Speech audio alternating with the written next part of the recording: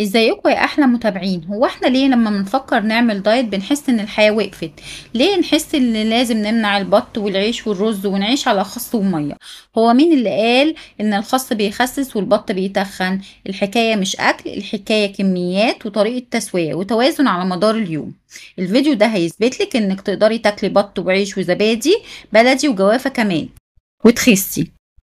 تابعيني للنهاية عشان في آخر الفيديو هقولك سر بسيط لو عملتيه هيعلي معدل الحرق عندك 3 أضعاف ويخلي جسمك يبدأ ينزل من غير ما تفكري. جاهزين؟ يلا نبدأ.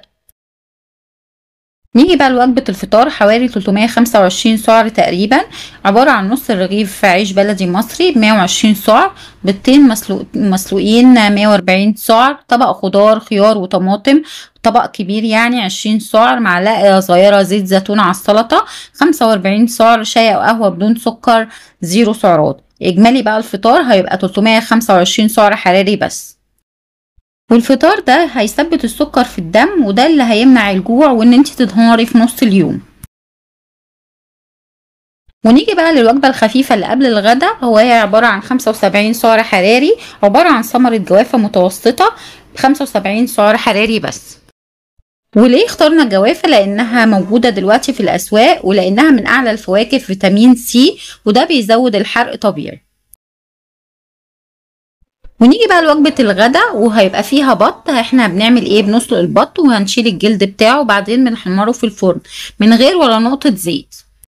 والغدا عبارة عن 500 سعر حراري تقريبا، عبارة عن 120 جرام بط بعد التحمير في الفرن ب 250 سعر حراري، يعني قطعة قد كف الإيد من غير الصوابع.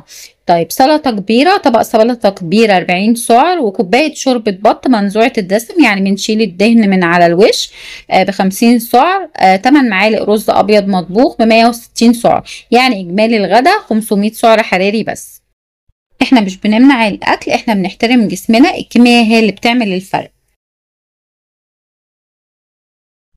والعشاء عبارة عن علبة زبادي كامل الدسم 120 سعر حراري، واحدة جوافة متوسطة 75 سعر حراري، معلقة كبيرة فول سوداني أو 8 حبات فول سوداني 80 سعر حراري، ومعاهم كوباية لبن خالي الدسم 120 سعر حراري، يعني إجمالي العشاء حوالي 395 سعر حراري بس. واجمالي اليوم النهائي الفطار حوالي 325 سعر حراري، والسناك 75 سعر حراري، والغدا 500 سعر حراري، والعشاء 395 سعر حراري، يعني الاجمالي حوالي 1295 سعر حراري في اليوم، وده مثالي جدا لينزل وزنك من غير دوخة ولا جوع ولا هبوط.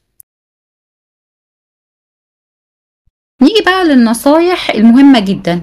اول حاجة اشربي مية قبل كل وجبة ب10 دقايق، بتقلل الكمية اللي هتاكليها تلقائي.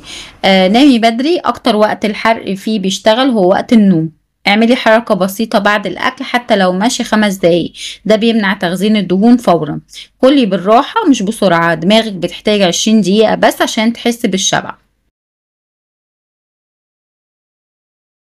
نيجي بقى للأسئلة اللي بتدور في دماغنا. أول حاجة، لو جعت بين الوجبات أعمل إيه؟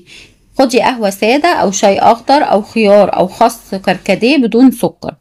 طب ينفع أبدل البط بفراخ؟ بس البط بيشبع أسرع. لازم أشيل الجلد، الجلد اللي هو فيه بيبقى الدهون والترموميكس بتاع التخزين. واحنا مش بنهرب من الاكل، احنا بنتعلم نتصالح معاه. ولو عجبك الفيديو قولولي عايزين تحدي اكل مصري تاني ولا نعمل يوم كامل اقتصادي. بحبكم واستنوا الفيديوهات الجاية. سلام.